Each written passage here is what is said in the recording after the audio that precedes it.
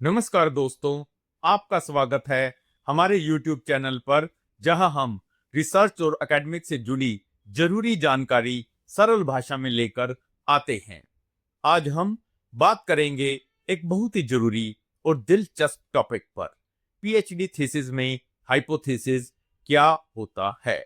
यह हाइपोथेसिस इतना जरूरी क्यों होता है? अगर आप रिसर्च कर रहे हैं या पीएचडी करने की सोच रहे हैं तो इस वीडियो को अंत तक जरूर देखें। हाइपोथेसिस क्या होता है? हाइपोथेसिस एक परीक्षण योग्य कथन होता है। हाइपोथेसिस एक ऐसा अंदाजा या पूर्वानुमान होता है जो आप अपने रिसर्च में साबित या खारिज करना चाहते हैं। हाइपोथेसिस कोई रैंडम गैस नहीं होता, बल्कि यह पहले से मौजूद थ्योरीज, रिसर्च एंड ऑब्जर्वेशंस पर आधारित होता है। उदाहरण के लिए, मोबाइल फोन का ज्यादा इस्तेमाल छात्रों के एकेडमिक परफॉर्मेंस को प्रभावित करता है। यह एक सिंपल हाइपोथेसिस है जिसे आप रिसर्च करके जांच सकते हैं।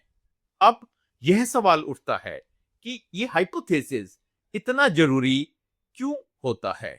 पहली बात, हाइपोथेसिस आपके रिसर्च को एक स्पष्ट दिशा देता है। दूसरी बात, हाइपोथेसिस आपके रिसर्च की जरूरत को जस्टिफाई करता है। और तीसरी बात, हाइपोथेसिस आपको अपने आइडिया को वैज्ञानिक तरीके से टेस्ट करने का मौका देता है। कह सकते हैं कि हाइपोथेसिस पर आपकी रिसर्च बेस्ड होती है। हाइपोथेसिस के प्रकार। चलिए अब जानते हैं हाइपोथेसिस के प्रकार।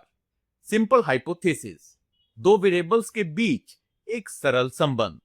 कॉम्प्लेक्स हाइपोथेसिस, एक से अधिक वेरिएबल्स के बीच संबंध। डायरेक्शनल हाइपोथेसिस बताता है कि संबंध किस दिशा में है, जैसे पॉजिटिव या नेगेटिव। नॉन डायरेक्शनल हाइपोथेसिस बस ये कहता है कि संबंध है, दिशा नहीं बताता। नल हाइपोथेसिस कहता है कि कोई संबंध नहीं है। अल्टरनेटिव हाइपोथेसिस नल हाइपोथेसिस का विरोध करता है, कहता है कि संबंध है। हाइपोथेसिस कैसे लिखें? एक अच्छा हाइपोथेसिस लिखते हुए हमें किन बातों का ध्यान रखना चाहिए? एक अच्छा हाइपोथेसिस लिखने के लिए कुछ बातों का ध्यान रखें। स्पष्ट रहें, क्लियर रहें। क्या संबंध है, ये साफ साफ लिखें। परीक्षण योग्य हो, रिसर्च के लिए आप उसे जांच सकें। थ्योरी और रिसर्च पर आधारित हो आपका हाइपोथेसिस, कोई काल्पनिक बात न हो, सटीक और संक्षिप्त हो। लंबी चौड़ी बातों से बचें। हाइपोथेसिस जितना कंसाइज हो उतना अच्छा होता है।